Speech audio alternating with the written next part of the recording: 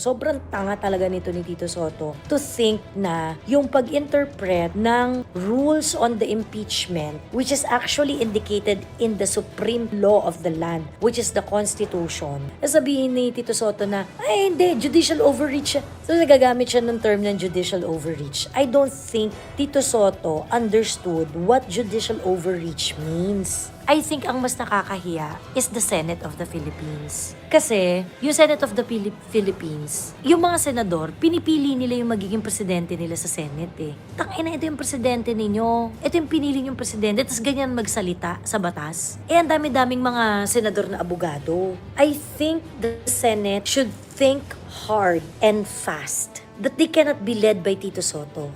Palitan nyo na si Tito Soto. So ngayon, ito ba yung nakakatawa? Nung naglabas si John Vic Remulla ng anti-EPAL policy, nag-agree si Mama Lenny. Sabi ni Mama Lenny, oh, it's a good move, ganyan-ganyan. Actually, Mama Lenny, it's not a good move na ngayon ka mag-anti-EPAL policy. Kasi, dapat nga ngayon, lumabas lahat ng EPAL para alam natin kung kanino ibubunton yung mga project na yan. 'Di ba? So parang, ito si Lenny, kaya hindi ko buboto to si Lenny kahit kailan eh. So ngayon, itong gagawin nila, parang wina-whitewash nila lahat ng government projects na, so para mas mahirapan yung mga tao, kanino bang project tong overpriced na to? Kanino bang project tong wasak na tulay na to? 'Di ba? I don't think yung anti-EPAL policy ngayon ni John Vic ay makakatulong. Kasi in the fight against corruption, mas nalalaman natin kung sino yung mga corrupt kapag hinayaan mo silang mag-epal ngayon. Nakakairita talaga. Tapos nag-agree talaga to si Lenny. Tama, agree ako dito sa DIA. Good move ito. Wow, talaga Mama Lenny. In the middle of this very, very dirty corruption activities. Naiskandalo si Tito Soto doon sa desisyon ng Supreme Court. So sabi niya, ang first daw na naiisip niya is that kailangan baguhin yung konstitusyon. Baguhin daw yung konstitusyon kasi nagkaroon ng judicial overreach. Okay, ano ba yung judicial overreach? Sinasabi mo kasi na ang judiciary or ang korte in general ay merong judicial overreach if they are acting on something na beyond their power. Ganon. So, ibig sabihin, kapag meron silang ginawa na hindi naman nila mandato at pinapalitan nila yung wisdom ng isang branch ng government na outside doon sa power ng korte, you call that judicial overreach. Like for example, pagsasabihin ng korte na, itong batas na to, mali kasi yung pagkakagawa nito kasi hindi ito efficient. Ayan, okay. Judicial overreach yon. Kasi kumbaga, yung efficiency ng isang batas, yung kamalian ng isang batas or whatever, it is within the wisdom of the legislature. So, ngayon, ang judiciary, ang role lang niya is to interpret the law. So whether efficient yan or inefficient yan, kailangan niyang tingnan sa mata ng justice and fairness. So yung usapin ng efficiency, usapin ng, hindi kasi magagamit yung mga resources dito ng tama or whatever, ganyan-ganyan. Hindi yun within the realm of the judiciary. Ayan. So, yun yung mga judicial overreach na tinatawag. For example, pagka meron ring mga bagay na within the authority of the executive, meron silang mga desisyon na nangangailangan ng wisdom ng executive. Hindi mo pwedeng i-replace ng judiciary kung ano yung mga executive decision na mas better kesa sa presidente, kesa sa mayor, kesa sa governor, mga ganyan. Like for example, sasabihin ng korte na, wag kayong mag-relocate, kayo executive department, wag kayong mag-relocate dito sa lugar na to. Kasi pangit dyan, mas maganda dito sa lugar na to. Ganyan. That decision is not within the realm of the judiciary. It is within the wisdom of the executive. Ganyan. So pag nagdesisyon ang korte at sasabihin ng korte na pangit na relocation area yan, wag yan ng relocation area ng mas squatters area. Ang piliin nyo itong lugar na to kasi mas maganda to. Because of A, B, C, D, F, G, okay? Judicial overreach yon kasi hindi po pwedeng i-replace ng korte yung kanyang wisdom sa wisdom ng executive. Ang role lang ng judiciary is, executive department, mayor, governor, Mr. President, or whatever, hindi mo po pwedeng gawin yan kasi labag yan sa batas. Ito yung batas. Ganon. Maybe he meant to amend the Constitution in their favor. Soto literally ruined whatever he built throughout his political career, if there's any. Sabi ni Nice, totoo.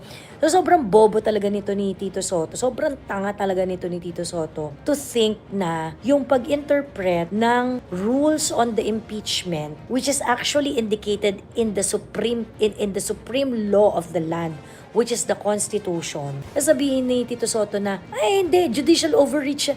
Parang naging judicial overreach yun, in-interpret lang naman ng Supreme Court yung sinasabi na 1-year bar rule doon sa Constitution. 'Di ba? Nasa power po yun ng Korte Suprema.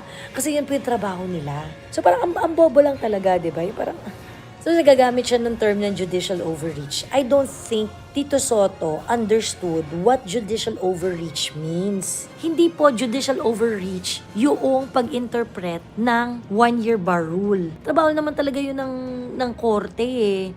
So, maling-mali talaga dun si Tito Soto. So, talaga nakakahiya siya. But like I mentioned earlier, yung pagdating dyan sa usapin ng nakakahiya si Tito Soto, I think ang mas nakakahiya is the Senate of the Philippines. Kasi, yung Senate of the Philippines, yung mga senador, pinipili nila yung magiging presidente nila sa Senate eh. Tangina, ito yung presidente ninyo. Ito yung pinili yung presidente, tapos ganyan magsalita sa batas. Eh, ang dami-daming mga senador na abogado. 'Di ba? I think the Senate should think hard and fast that they cannot be led by Tito Soto. Palitan nyo na si Tito Soto. Palitan nyo na yan. Actually, dapat nga matuwa sila. Kasi pag sila naman na nasa pwesto, maayos na yung pag-file ng impeachment. Yung new rule sa impeachment na dahil sa interpretation ng rule, ang nag-overreach. Interpretation lang, hindi mahogany ng new rule. Parang hindi magbibigay ng new rule. Eh sinabi nga, yung reaction ng Supreme Court is an interpretation of how the impeachment process should be done. Okay? Yung rule na binigay ng Supreme Court, okay, on the impeachment is the one that would best carry out the impeachment. Kasi nga, kung ano-ano na yung rules na ginagawa ng House of Representatives.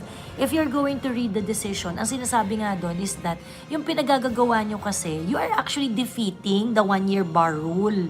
Ganon. Baka gusto niya ma-impeach both VP and BBM para si Soto ang maging acting president. Nakakahiya, nag-interpret lang naman ang Supreme Court ng law. Dapat di na siya nagsalita kasi he represents Senate. Totoo. Ayun. At saka ganito, if kunwari, kasi pwede namang mag-disagree sa final decision ng Supreme Court, wala namang problema dyan. Pwede naman siya magbigay ng opinion niya na hindi siya agree doon sa decision ng Supreme Court. Pero, in doing so, kailangan mong ilatag ng maayos. Hindi ka agree doon sa decision ng Supreme Court sa pag-interpret nila ng 1-year bar rule because what? 'Di ba? You tell us. Kasi ang ino-offer niya ay hindi. Charter change na tayo, baguhin na natin ang konstitusyon. Ano kaya inaantay pa ng ibang senador? Tanggap lang sila ng tanggap na nakakahiya na sila. True. So anyway, punta na tayo dito nga sa anti-Apple rule ng ano. So recently, yung DILG, nag-issue siya ng Memorandum Circular 2026, Memorandum Circular 2026-006, anti-Apple policy. Itong anti-Apple policy nila is basically saying na walang photo, initials, color, motive, whatever, doon sa lahat ng mga government projects. Pagka meron siyang government projects, hindi mo na po pwedeng sabihin, this is a project of Governor Kinembot. Ganyan, okay? So, actually, matagal naman na natin gusto yan, di ba? Matagal na natin gusto yung ganyan, na parang, dapat, pagka government project, from the taxes of the Filipino people lang yan, wala nang iba. Di ba? Wala, kung kunwari, road, wala na yun, thank you Congressman ganyan, this is a project of Congressman, Governor, whatever, Mayor Kineme, okay lang, maganda on paper. But here is the problem, okay? Hindi ko mapagkatiwalaan si John Vic na parang, yan ba talaga yung intention mo? Wala nang mga imputation kung kaninong project, yung mga government project. Kasi, I really question the timing. Nandito tayo sa middle ng greatest corruption in the Philippine government of all time. na kung saan marami silang mga putyo-putyong project, marami silang mga, pero nakalagay na doon, this is a project of kineme, ganyan. So, ang daming project na nabubuko na dahil nga umiepal sila, pinagsusulat nila na project of Mayor Eme, Congressman ganyan, Governor Eme, ganyan. Tapos bigla silang merong anti-epal policy. Ngayon nga, yung kaepalan nitong mga politiko na to is the one that gives them away. So, yun na nga, babalik tayo doon. Yung parang, itong circular ni John Vic Rimulya, I felt na it is actually their way to whitewash yung mga projects na ayaw nilang magkaroon ng mga imputation na, project to ni Mayor Epal, project to ni Congressman ganito, project to ni ganyan. So mag-anti-Epal na lang sila, gagawin nilang blank slate, and then it's gonna be difficult for people to impute. Kasi nga, anong nangyayari, grabe yung Citizens Watch ngayon eh. Diba? Yung mga vlogger ngayon, yung parang, may vlogger nga daw na nagpunta ng Ilocos Norte, no? Tapos vinidyohan niya yung mga project ni Sandro Marcos, ganyan-ganyan. Bakit nalaman yun na project ni Sandro Marcos yun? Di malamang may mga patarpulin-tarpulin sila or meron silang mga logo or whatsoever na nilagay na project yun ni Sandro Marcos.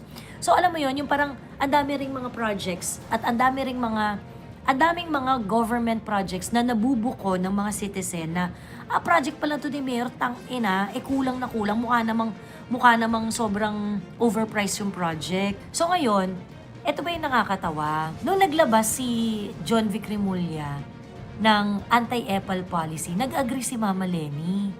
Sabi ni Mama Lenny, it's a good move, ganyan-ganyan. Actually, Mama Lenny, it's not a good move na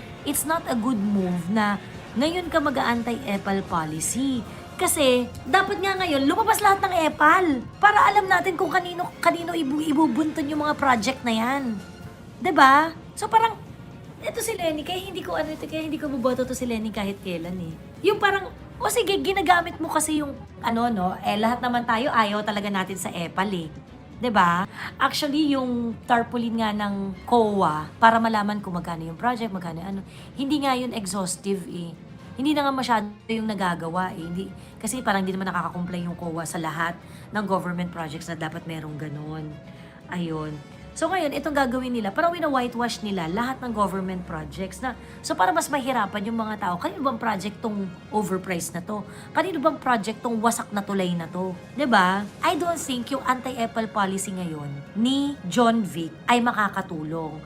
Kasi in the fight against corruption, mas nalalaman natin kung sino yung mga corrupt kapag hinayaan mo silang mag-epal ngayon. 'Di ba? Sa totoo lang tayo, pahayaan mo silang mag-epal para alam natin kung sino dito talaga yung mga corrupt. So itong anti-epal policy ng DILG, it's not really fighting the corruption, it's whitewashing, 'di ba?